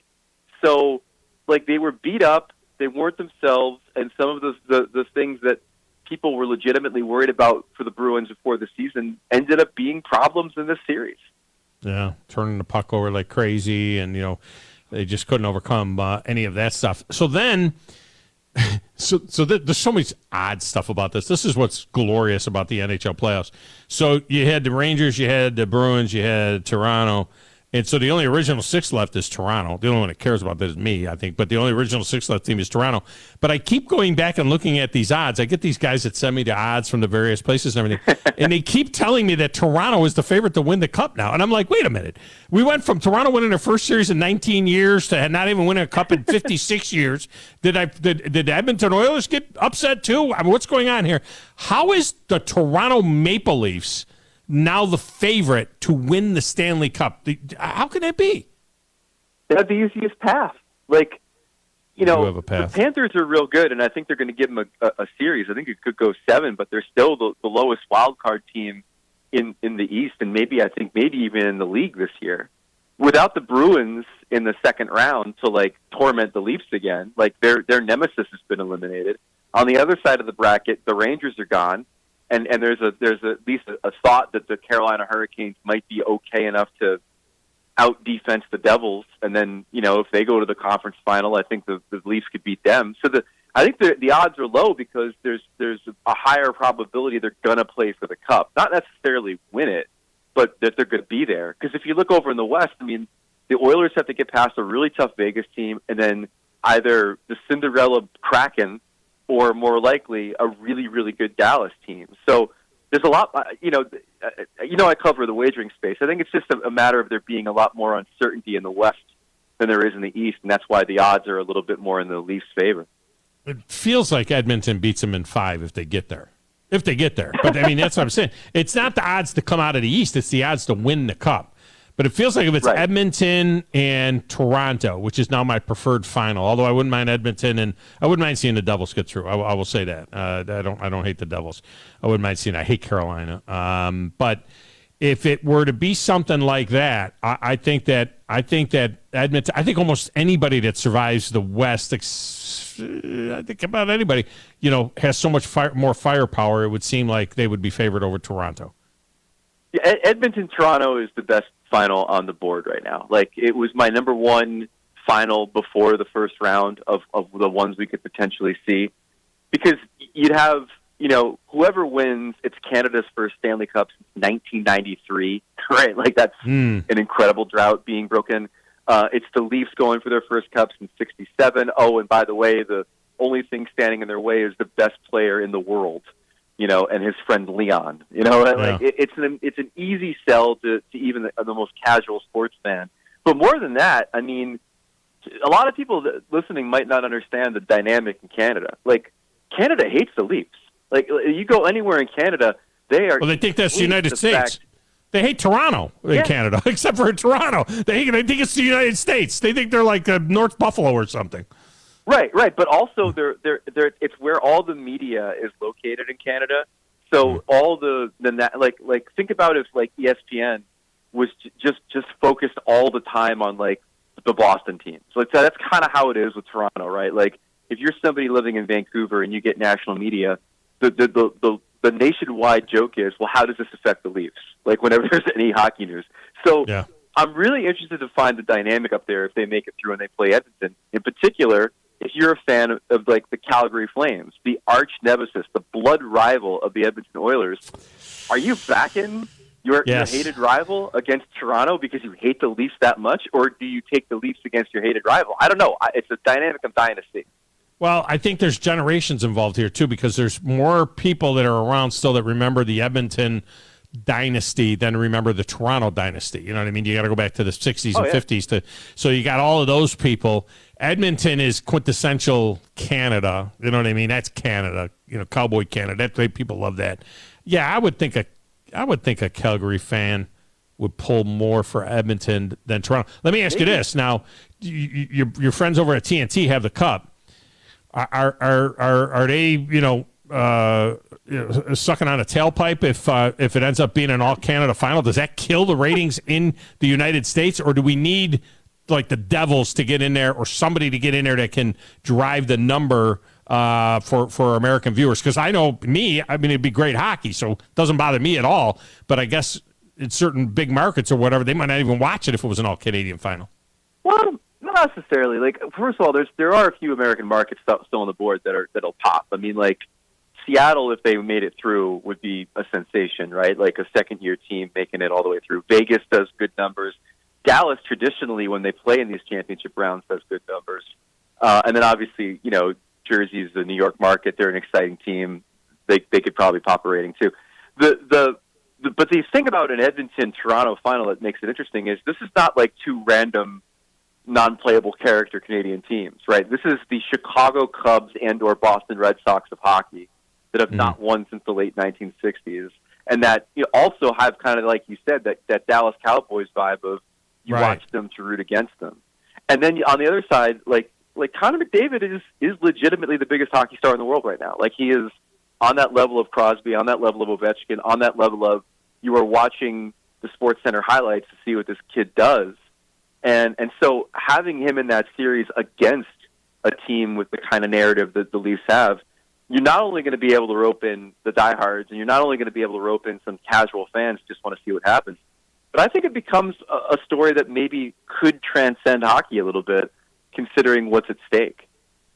Connor McDavid, he's clear number one. Let me tell you something, though. That Jack Hughes kid, that kid's fun to watch, too. I mean, that kid's a stud. He's doing a great job. And a goaltender who was also playing in the AHL, not 3 years ago, but 30 minutes ago, that you got there that came off the bench and has been great. And that's also playoff hockey, right? Some hot goalie that nobody knows standing on his head. So it's Akira Schmid is his name, and you'll appreciate the story. So a Devils fan, they've been trying to figure out a way to cheer for this guy, right? Because he's a new goalie. They don't really know a lot about him. So a Devils fan had the idea of what if they played tequila at the Devils game, and then instead of saying tequila, all the Devils fans say Akira, right? Cool idea, right? Kind of a fun idea. So they tried to do it during Game 7 last night, and for whatever reason, the Devils started to play tequila, and they let it play for 20 seconds. They're playing the whole song, basically. And by the time you get to the part where you're supposed to scream Akira, there's a face-off. They had to turn the song off. It's bad production. I tell my producers all the time, take it right to the meat part. We want to have the good part. It's like picking up Freebird in the middle of Freebird. You know what I mean? You got to take it right to the instrumental. You don't. I don't want to hear all that stuff in the beginning. We're not idiots. If it's name that tune, we can name that tune in 4 notes, right? So it was very, very fun. They finally figured it out later in the game and only played the 10 seconds before the chorus. Right. And then the crowd did the cheer, and it was really cool. But, man, it was just hilarious to see them botch it as badly as they did last night. This Seattle over Colorado thing, I mean, that kind of got buried a little bit because of the Bruins getting beat by Florida. But it doesn't, I don't think it rises to that upset. I think the Bruins getting upset. I know that this is the 7th time this has happened where the President's Cup team has gotten dumped just in the 2000s. I mean, it's ridiculous, that thing. But having said that, that's one of the biggest choke jobs ever. That's one of the biggest upsets ever. I don't know that the Kraken taking out the defending Stanley Cup champions rises anywhere near that level, even though that's a pretty big deal. No, you're right. And the Kraken win kind of makes a lot more sense when you start to really look at what the Avalanche were, right? They didn't have Landeskog, their captain, who's so important for developing depth in that lineup. He was injured the whole year. Thought he could maybe come back in the playoffs. He couldn't. They lost a winger named Val Nikushkin on a really weird story that we don't really know all the details on, but he didn't play after Game 2. And they never replaced some of the guys they lost last offseason, in particular Nazem Kadri, who was their second-line center who signed with Calgary. He bought a ton of grit and clutch scoring in the playoffs, and they never really replaced that guy. So once you started to look at what Seattle brought to the table as far as their depth and how the Avalanche all of a sudden had kind of morphed into a one-line team plus Cale Makar in the back, you kind of get to understand why Seattle won. And then the other thing that no one anticipated was their goalie, Philip Grubauer, who's been kind of not good in the regular season for them, used to play for Colorado, and then basically went on a revenge tour for 7 games, right? He just was great. And I don't think we anticipated their goaltending being as good as it was. All right, we both like Edmonton coming out of the West, and we can't change that now because they're still alive. In the East, are you going to call Toronto right now as the round 2 gets ready to start? Do you say Toronto comes out of the East, or are you looking at somebody else? if the Devils don't freak out by playing a team that can defend as well as Carolina, I think they come out of the East. I really do. Like, there's been so much kind of hand-wringing and conjecture from people around the New York Rangers about, why couldn't their star players do more? Well, because the Devils wouldn't let them. Like this team, when it gets cranked up and plays their speed game, their puck possession game, they hound opposing puck-carrying players. Like, they're just really good. And so if it's going to be a tough transition going from trying to like defend the Artemi Panarins and Patrick Kanes of the world to all of a sudden being the team that's getting defended by the Hurricanes. Like, they might need a game or two to kind of figure out how life has changed. But if they do, they can very much beat whoever comes out of that Leafs-Florida series. And I think they're probably my pick right now to emerge from the East now that they got past the Rangers. Like you say, you work in the betting side of this stuff too. Would we be making a mistake if we just took the under? Not even know what the numbers are. If we just took the under in every game that the Hurricanes and the Devils play, we're going to come out ahead. That's what I say. They won't adjust fast enough. Don't you think that these are a bunch of 2-1 games? Maybe. You got to remember that. So I covered the Carolina Islanders series, and that was a series where we all thought it was going to be a bunch of 2-1 games. And they ended up hitting the over in like 4 straight games. Like, there was a lot more goals in that series than we all thought. So you never know how these things are going to go. I would say, yeah, in theory, a lot of, in particular, first period unders might be on the menu for that series. But don't sleep on the fact that it could get a little bit wild between those two teams. But again, I think the Devils handled them pretty well in the regular season. And if they can kind of, the most impressive thing about the Devils vis-a-vis this Carolina series is how they kind of grinded out some goals against the Rangers. Like, the goals they scored in Game 7, the first 2 goals were like Game 7 playoff. We're going to fight to the death for this puck and get a turnover and score kind of goals. And that's what you're going to have to do against Carolina. Well, plus you never know, too, with the goalie, because when you got a goalie like that's out of his element. You don't know, when's the slipper not going to fit anymore. Do they have T-shirts yet in New Jersey that say Schmid happens? I mean, we need Schmid happens T-shirts. I saw one today. Someone sent me that they do have that. But again, like, it's funny. Game 7 as a guy who grew up rooting for the Devils was like comfort food. Like, for all of the Jack Hughes, Nico Hischier goal-scoring fireworks the Devils have had this year where they rush up and down the ice and score these spectacular goals. Game 7 was they strangled the life out of the Rangers and in some cases the building by playing great defense. And then their goalie pitched a shutout and didn't have to do that much. Like, it was like old times again. It was like watching Brodeur back there again. They strangled the life out of the Ranger fans in their own building, which is really, really comical. And I love the TV coverage of it. They couldn't find enough Ranger fans leaving when that third goal was scored. They just kept showing Ranger fans leaving the building on TV, and it was hilarious. 5.5, by the way. That's why it always irks me. And I know that we've talked about this before, about how, like, teams try to prevent visiting fans from coming to the building. Like, they're doing that right now in Florida. They're squeezing the Toronto Maple Leaf. Yeah. In Florida, they're squeezing the Maple Leaf fans out. Yeah. They're doing that in Florida. The Predators did it with the Blackhawks, and I think also the Red Wings. Like, Red Wings. Why? I grew up in that environment of it being like 40% Ranger fans in my building, and I hated it's annoying. I hated those blue shirt jerks coming in and making all that racket. But like, that's what made it so much fun. It raises the stakes. It raises the stakes to make it feel like you have to win that game, or else you are going to be embarrassed by the person sitting next to you, and that's what makes hockey fun. I don't know. It was annoying, man. When they would get the red out, when the Red Wings came into Nashville, when I was doing pregame there and everything, and it was annoying, man. All that sea of red and all those Red Wing fans, it was annoying. But anyway, eventually they started showing up for just the Preds, so that was a good thing. Well, it was annoying because it was at a time when the Predators stunk. It's true. It was the David Legwand years. If they're not showing up during the Roman Yossi years, right? Yeah, it's a good point. All right, man. Well, I appreciate you. Great stuff. 5.5, by the way, over under for New Jersey and Carolina in the game 1. So I think they're on it. They're on the number. You can't go any lower than that. So I think that's a good number, 5.5. We'll see. All right, man. We'll talk again. All right, thanks, man. All right, thanks. Greg Wyshynski. All right, let's get a break. We'll go back to football next with Joe Rexrode. The whole Will Levis thing in Nashville is up right here on 97.7 ESPN The Zone.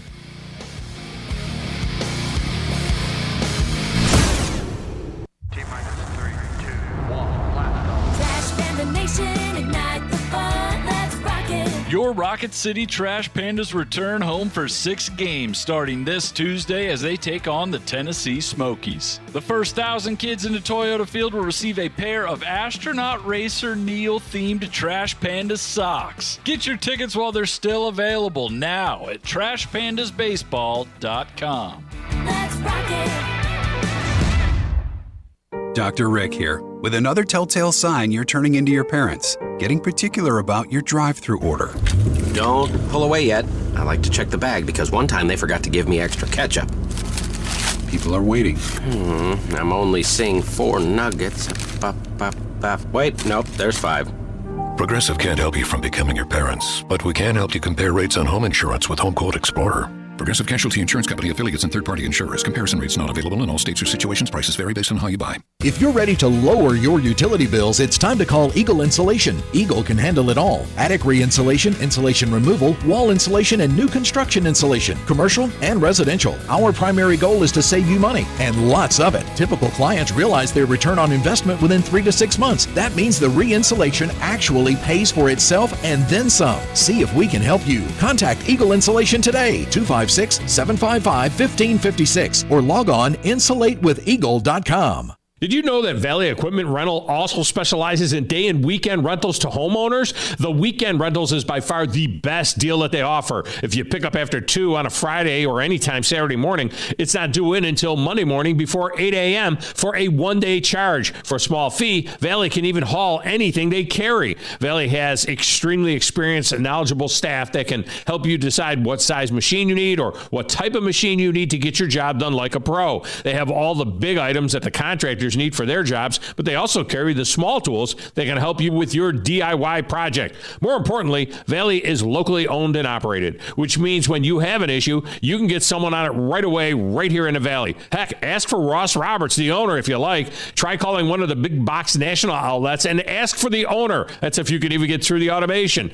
Buy local. Buy Valley Equipment Rental. Valley Equipment Rental has 2 locations, one on the North and South Parkway. Learn more at valleyequipmentrents.com. No representation is made that the quality of legal services to be performed is greater than the quality of legal services performed by other lawyers. A wise man once said, "If you take care of old folks and children, everything in the middle will take care of itself." Hi, I'm Danny Aldridge, lawyer in Alabama and Tennessee.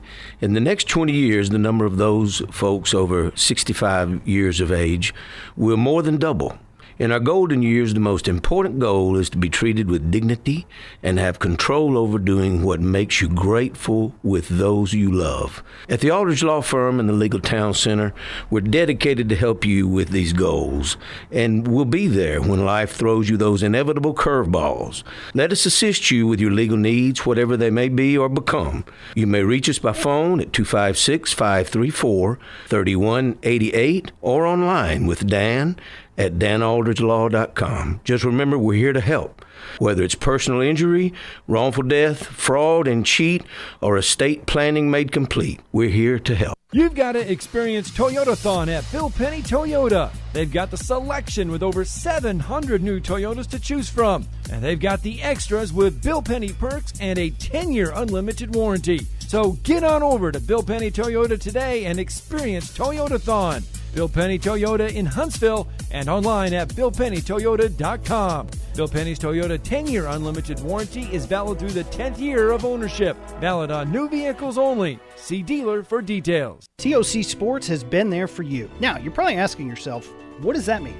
It means for more than 20 years, Alabama's largest orthopedic group has been there providing coverage and care to more schools and student athletes in the Tennessee Valley than any other group. It means whether you are the star football player, the all-region volleyball ace, or someone who hurt their knee in a weekend pickup basketball game, TOC Sports physicians are proud to have the opportunity to care for all your orthopedic needs. It means for parents, coaches, athletes, desk jockeys, or even weekend warriors, TOC Sports physicians continue to meet and exceed the orthopedic and sports medicine needs of our community. But most importantly, during these challenging times, we're here for you now. and will continue to be here. So as long as there are players on the field, games to be played, and contests to be won, the orthopedic specialist from TOC Sports will be ready to help. We don't know what the future holds, but you can count on the TOC Sports team to stay committed to you so you can stay in the game. Call 256-539-2728 today and ask to see a TOC Sports physician. Check them out online, also Facebook, Twitter, and Instagram.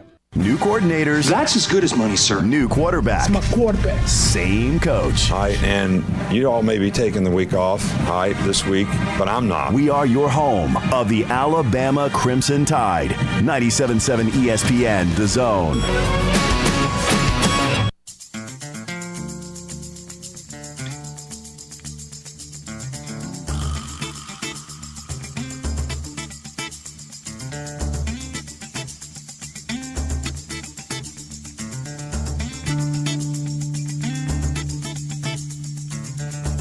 And welcome back, Tom Abraham Show. Glad that you are with us on this Top 10 Tuesday in the Doghouse, and we will get the phone lines open up again here in just a little bit. This segment of the show is brought to you by our good friends at North Alabama Mortgage. Whether you're in Tennessee, Alabama, or Florida, North Alabama Mortgage has the answer for you. They will make sure that they get you into the right product for your mortgage. And look, rates have stabilized. You got a lot of value in your house. You got to get a home valuation done by North Alabama Mortgage so you know what you've got in your house, which will help you moving forward. And get yourself pre-approved, not pre-qualified, pre-approved with North Alabama Mortgage so that when you go and you look at a piece of property and you want to make an offer, your offer is the most attractive one. All right, joining us now on the Neighbors Wealth Management Hotline, a guy who does a tremendous job writing about the Titans for The Athletic, and then also on 102.5 The Game in Nashville. He is Joe Rexroad. Joe, welcome back to the show. How are you, man? I'm great, Tom. How are you doing? I am fantastic. Heard a lot of chatter up there in the last couple of weeks leading up to the draft about a lot of fans and even several media members, pining for Hendon Hooker. They thought that was the guy. Hendon Hooker needed to be the guy. It ends up being Will Levis. How is that playing with your listeners and the general reaction up there that it is Will Levis is going to get this shot to potentially be the next quarterback with the Titans? Yeah, well, the segment of the Titans fan base that is also Vols fans, that segment is out on it. I mean, the Titans and Vols fan combo is very unhappy, I would say. Now, you know how it goes, Tom, with everything. When something like going into the draft, there was a lot of talk about Levis. I mean, last week I wrote a column for The Athletic, and I was like, the smoke is telling us that Will Levis is the most likely quarterback. Of course, at that time, I certainly did not think it would be in the second round. Yeah. But even at that, the response to that was, "I'll be done as a Titans fan. I'll give up my season tickets." So there's a lot of negativity, a lot of people dunking on Levis on Friday on our show and just in the internet in general Friday morning after he didn't go Thursday, and then it was kind of like, "Hey, be careful." Because your team could still get Will Levis, and they did. But as you know, Tom, people talk themselves into it, right? So, I mean, right. Like by the time we get to training camp, jerseys and, let's go Levis and mayonnaise in the coffee and all that stuff. But, yeah, I would say easily the least popular of the five. And like you said, with Hendon Hooker also as a possibility. And look, I considered Hooker ahead of Levis in my own little quarterback rankings going into this draft. I think that's also part of why a lot of people were unhappy. Well, and he was extremely productive, was Hendon Hooker. We don't know how Will Levis would have played in that offense either, though. I mean, that offense is conducive to a guy having great success. I was fascinated. I like Levis. I liked him a lot more 2 years ago than I did after this past year, but then we learned that he was hurt most of the year, and that goes to his toughness. But I am fascinated that Anthony Richardson, who I view as much, if not more, of a project than Will Levis, was the fourth pick overall. And I'm like, they both look like Adonises. They both have these, a great skill set. The only thing is that Will Levis at least has some good tape, whereas Anthony Richardson has little to none. And yet Anthony Richardson is 4 and Will Levis is 33. That blows my mind because I think they're both the same kind of quarterback. A little bit of a reach. Well, I agree, but I will disagree a little bit there. So just for me sitting in a press box last year, I sat there and watched Levis throw for like 98 and 3 picks, and it was just atrocious. I sat in the same press box at Neyland Stadium, and if you remember that Tennessee-Florida game, after that game, I'm like, oh, he could be the number 1 pick. He was incredible in that game. Now, he was also terrible some weeks. So, but there is good film on Richardson. It's just he was so bad in some other spots. I mean, they're both a reach. I'm with you. I just think that the ceiling's a little bit higher with Richardson. I mean, he's like an off the charts athlete in every way, right? And Levis is very good. But another thing in Levis's favor is that Levis actually played more of a pro offense, and there's a little more translation. I do think a lot of this, Tom, I think it goes back to Josh Allen. I mean, maybe to a lesser extent, Lamar Jackson, the Chargers quarterback who's eluding me right now. There's a good Justin Herbert. Yeah. Yeah. There was a good ringer piece I think last week about those guys, but Josh Allen is the key to me. Jalen Hurts is another one, but Josh Allen, like, that was a guy who, based on what he did in college, like, I was like, why would you pick him? Like, how could you think that guy's actually going to be a good NFL quarterback? Like, how many great NFL quarterbacks have we seen who weren't great college quarterbacks? Like, there's very few. But I think with him in particular, he did get better. His accuracy got better. He developed it. So I think there is a little bit more of this, take the project if they have incredible raw ability and figure it out, and it can work. I don't think that's necessarily going to play out that way. I still think Josh Allen's going to be an outlier, but I think that helps explain why, like, a Richardson goes number 4 in this draft. Yeah, I can give you another one. Ryan Tannehill. He spent the last 2 years at Texas A&M as a wide receiver because he couldn't break through at quarterback, and and it took him a minute. There were flashes, but he's been extreme. He gets beat up because of the Cincinnati game, really 2 years ago in the playoffs. But he has really, when you look at his numbers since he's been the starter with the Titans, he's been extremely productive. I mean, there's no doubt about it that there has been some great production there at times. Now, he is aging, he is 35 years old.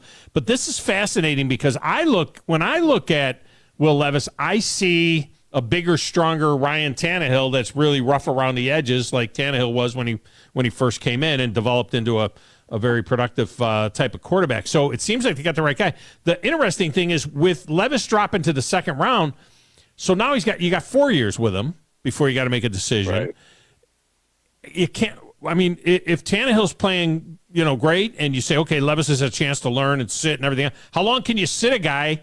So now you're down to 3 years. You know what I mean? It is. You would think that they might try to rush him along if he looks really good in camp and looks really good in the preseason. They might want to rush him along just because of the fact that the clock is ticking. Yeah, I've heard people say that, and I understand that, and certainly that's why the 5th-year option is great. But to me, like, if you still give him this year to learn behind Tannehill, like, I don't think there's any way he's going to be a better option than Tannehill this year. And I agree with you that he really is a similar quarterback to Tannehill. I think some people don't realize what a good athlete Tannehill is, But I do see similarities. I just feel like it's beneficial for a rookie, even a rookie who's played in a pro-style offense, to have a year.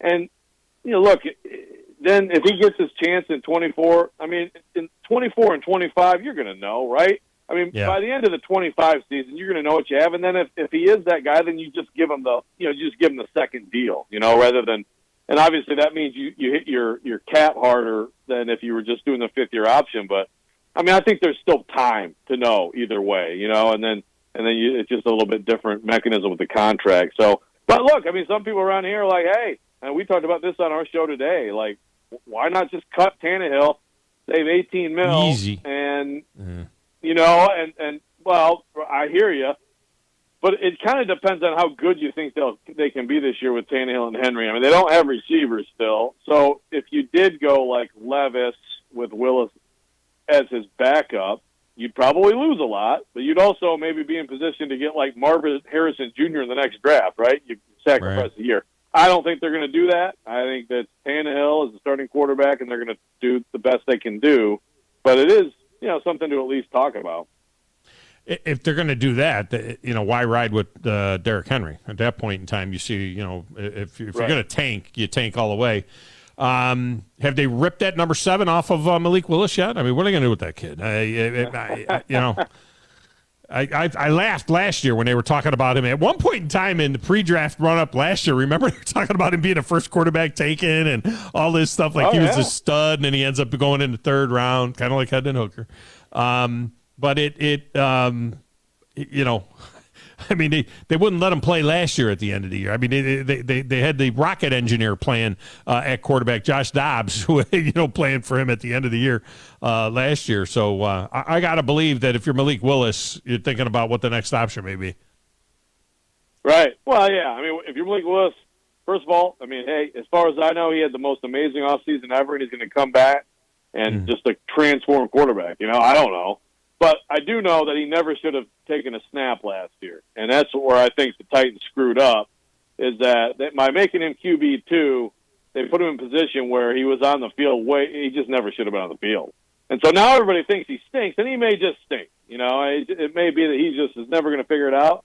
But again, like, what if he hadn't played last year? How different would we be thinking of him now, right? It's like who knows? I mean, big arm, great athlete, who knows, right? So right now, what I think is going to happen is he's going to end up being quarterback 3 at the end of camp. He'll be with the Titans through camp, and then they'll probably put him on waivers, and then we'll see if someone thinks enough of him to sign him to the active roster. If not, he's probably a practice squad guy next year, But that's a great question on number 7. I don't know. I mean, to me, Willis is the veteran coming back, so I think Levis may have to pick another number. Joe Rexrode with us from The Athletic on 102.5, The Game in Nashville. Who I feel bad for is Pete Skoronski, right? I mean, this dude's got to be like, was I the first pick on this team or what? I mean, am I their number 1 draft pick? But he's not that kind of a guy. What he is a Mike Vrabel kind of guy, isn't he? I mean, he's just kind of like a road grader, left tackle, smart dude, overachiever, hard-nosed type of player. And I don't know if he ends up a tackle or a guard. I kind of feel like he might end up a guard, but solid pick for an offensive line that's been riddled over the last few years. Yeah, I get the sense he's going to be just fine not being talked about right now. And yeah, I mean, look, most analysts thought he was the best offensive lineman in the draft, but like you said, the arm length may mean he's a guard. Number 11 for a guard, it's a little high. Yeah, if he's great. If he's what a lot of people think he'll be, well, then to me it's fine. I mean, having great players anywhere in year 11 to me is worth a premium pick. But he's exactly a Vrabel kind of guy, and I was very impressed with him. And just as I've learned more about him since they picked him, it actually really reminds me of the last GM's first draft, when he drafted Jack Conklin. Like it's like a slam dunk. I mean, and that was also kind of not premium. It's a right tackle. He's an all-pro right away, and just a tough grinder who turned out to be a really great pick, even though number 8's a little high for a right tackle too. So what about the rest of these picks? They didn't have a ton of picks, but the Spears kid out of Tulane, the tight end out of Cincinnati, Josh Weil, who I liked when I saw him play at Cincinnati, but they got some tight ends already. Is there any thought about any of these other guys being contributors? And as you said, they continue to always be wide receiver poor, and they don't take one here until the end of the draft with the kid out of UT Martin. Yeah, I think certainly the tight end, Josh Whyle, I think he'll play for sure. I mean, I think he might be tight end too, with Chigakonkwo. So they needed to get young there. A lot of people really like the value on Jalen Duncan, super athletic, but a very inconsistent tackle. I think he's a guard in the NFL also. So, I think that's a decent, value pick. Spears is fascinating because, first of all, like you said, I think there were some receivers, including Tyler Scott from Cincinnati, I would have taken there. They take him. Maybe he's a big part of their future when Derrick Henry's gone, I think, after this year. And certainly he's their 3rd down back this year. You watch film of him from last year, my goodness, is he explosive and scintillating. But also, he has a knee situation where his career might be really short. So, and some of the medicals out there kind of some conflicting evidence. The Titans and Spears downplayed it, but Rappaport had a report about that, and it doesn't sound great. It sounds like it may be a brief. I suppose you could look at it like, hey, running backs, you only want them for their first deal anyway. But if it's like 1 or 2 years short, then obviously that's another.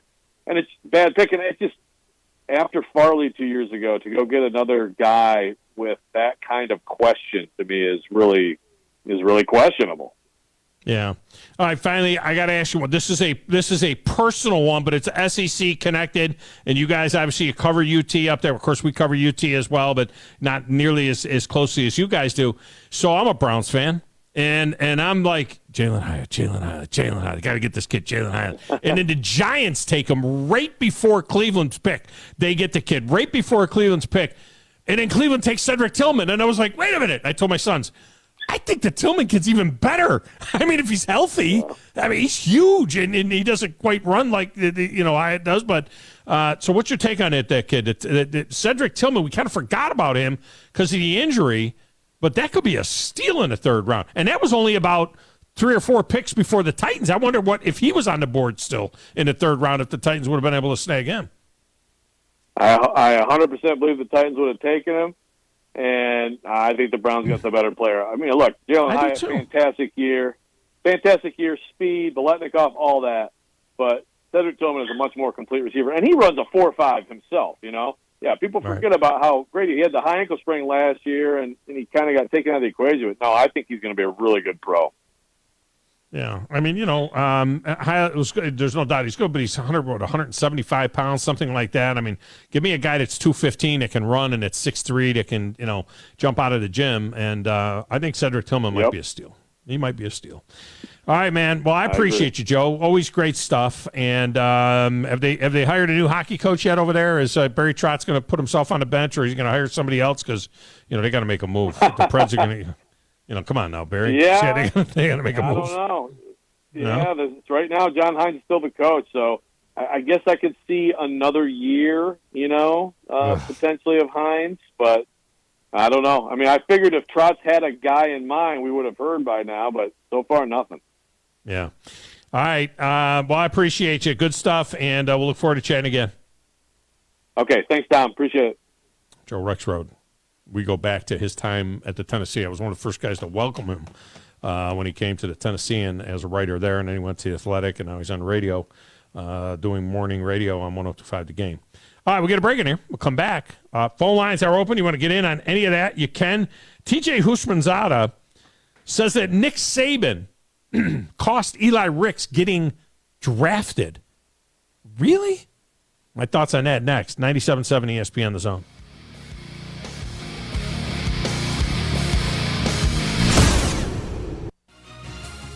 You're listening to the Tom Abraham Show on 97.7 ESPN The Zone. Tom Luganbill here for my friends at Woody Anderson Ford. Bobby White and his team take great pride in their service department, and you can see it the moment you walk into those beautiful new service lanes. And just like a championship team, they all work together to make sure your experience is second to none, whether you drive a Ford or not. Also, check out the gold certified pre-owned inventory at Woody Anderson Ford for great deals every day. Stop by and see them at Jordan and Sparkman or at Woody Anderson of Madison on Hughes Road, or visit WoodyAndersonFord.com. Great food and the best live entertainment is what it's all about at the Furniture Factory Bar and Grill. Head to downtown Huntsville every Tuesday for karaoke on the only outdoor karaoke stage in North Alabama. Thursday night is the Valley's longest running and biggest bike night. Food and drink specials, giveaways, and live music on the patio. And the Furniture Factory menu is fully loaded with options from steaks to salads, plus a whole lot more. Featuring a weekday happy hour that starts at 3. 619 Meridian Street, downtown Huntsville, and online at FurnitureFactoryBarGrill.com. SportsMed is the official team physicians of the Rocket City Trash Pandas. And if the pros trust SportsMed, you can too. SportsMed provides every service you might need for complete orthopedic care, specializing in orthopedic surgery, sports medicine, joint replacement, spine surgery, neurosurgery, and podiatry. And they offer their own brace shop, in-house full-body MRI, physical therapy, walk-in clinic, and so much more. 4 locations and on the web at sportsmedalabama.com. At Bad Daddy's Burger Bar, people call the award-winning burgers totally insane, which is a compliment because Bad Daddy's Burgers are just that, chef-inspired expressions of pure burger amazingness built with premium Angus beef. They're bold and they're bad. Pair one with one of their signature cocktails or assortment of local craft brews.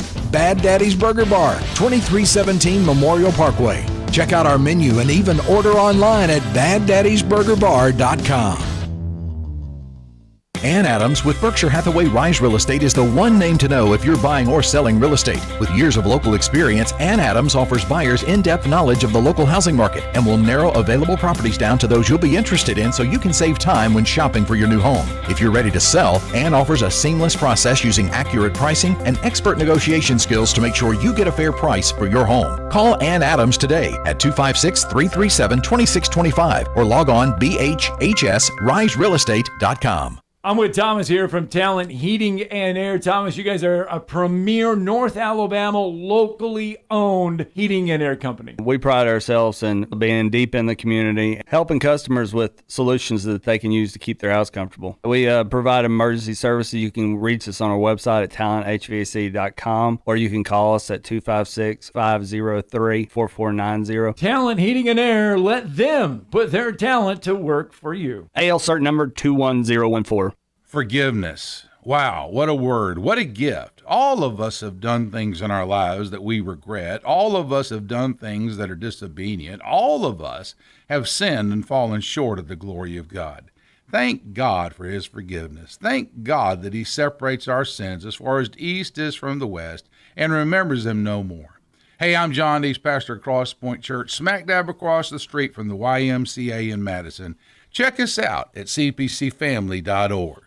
Organizations using Salesforce know how powerful the platform is and how much time, money, and headaches it saves if it's set up right and you know how to use it. Let's face it, Salesforce is complicated and time-consuming to figure out, and a lot can go wrong now and down the road without expert help. That's why most Salesforce users work with an implementation partner like Higher Echelon, so they get the absolute most out of their Salesforce investment. Higher Echelon is a 5-star Salesforce consulting partner who won Salesforce Military Hiring Partner of the Year. President Dr. Joe Ross is retired Army who played and later coached for the cadets. He puts that experience to good use at Higher Echelon, where they pride themselves on hiring veterans. Look, not all Salesforce partners are the same. Don't put your company at risk by going with an inferior partner. Higher Echelon is the trusted partner you can count on to get you up and running and seeing returns on your Salesforce investment in a fraction of the time it would take if you go it alone. Go to higherechelon.com. That's HIGHERECHELON.com to learn more.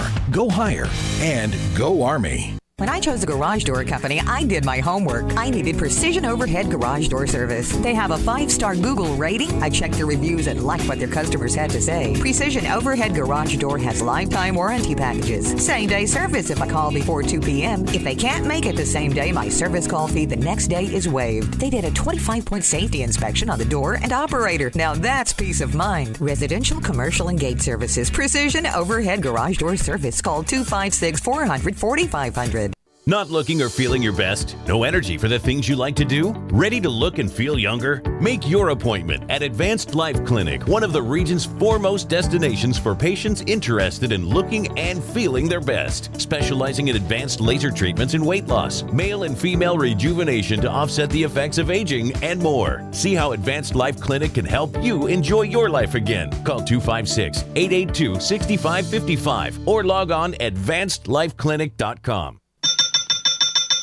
Sports Talk 24/7 365. Your full-time sports station. You're doing a great job. Keep up the good work. Is 97.7 ESPN The Zone. Doesn't anyone do any work around this joint anymore?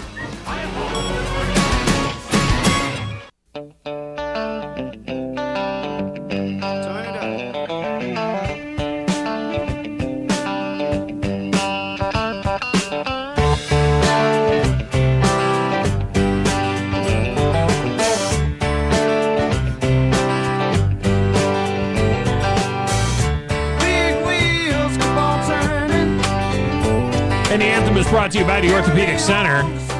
No matter where or how you got injured, the Orthopedic Center is there for you. They got specialists for every part of your body.